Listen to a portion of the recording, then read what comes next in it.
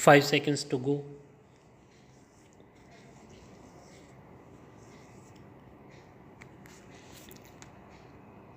Start. Ordinance, namely mismanagement and neglect prejudicially affecting the production of an essential commodity and causing serious unemployment amongst a section of the community, the petitioner could hardly be expected to assume the burden of showing note that the company's affairs were properly managed, for that is not his case, but that there were also other companies similarly mismanaged, for that is what, according to the respondents, he should prove in order to rebut the presumption of constitutionality.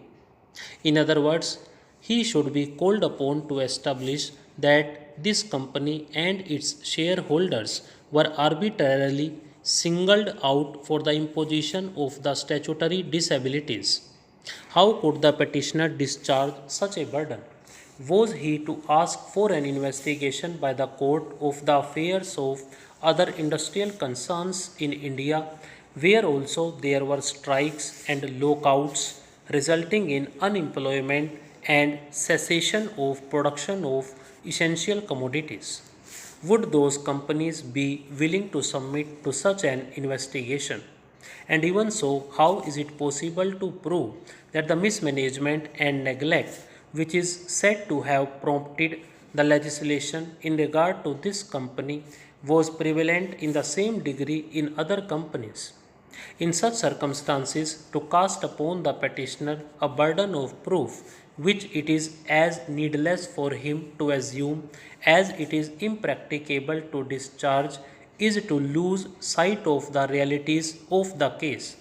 His Lordship Shastri Judge found that the enactment dealing with the single entity, that is Sholapur Mill, was plainly discriminatory in character and within the constitutional inhibition of Article 14 of the Constitution. His Lordship observed that if a law is made applicable to a class of persons or things, and the classification is based upon differentia having a rational relation to the object so to be attained, there can be no objection to its constitutional validity. In such cases, even legislation dealing with single entity would be valid. While disagreeing with the majority view with regard to burden of proving that the impugned enactment was unconstitutional lay on the petitioner, and that the petitioner had failed to adduce any evidence in that regard, his Lordship observed that though all reasonable presumption must be made in support of the constitutional validity of a law made by a competent legislature, the facts and circumstances of the said case would seem to exclude such a presumption. His Lordship further observed that hostile discrimination was writ large over the face of the impugned enactment, and it disclosed no grounds for such legislative intervention. It was further observed that asking the petitioner therein to establish that the Sholapur Mill and its shareholders were arbitrarily singled out for imposition of statutory disabilities cast upon the petitioner a burden of proof which was needless for him to assume and impracticable to discharge, and was to lose sight of the realities of the case.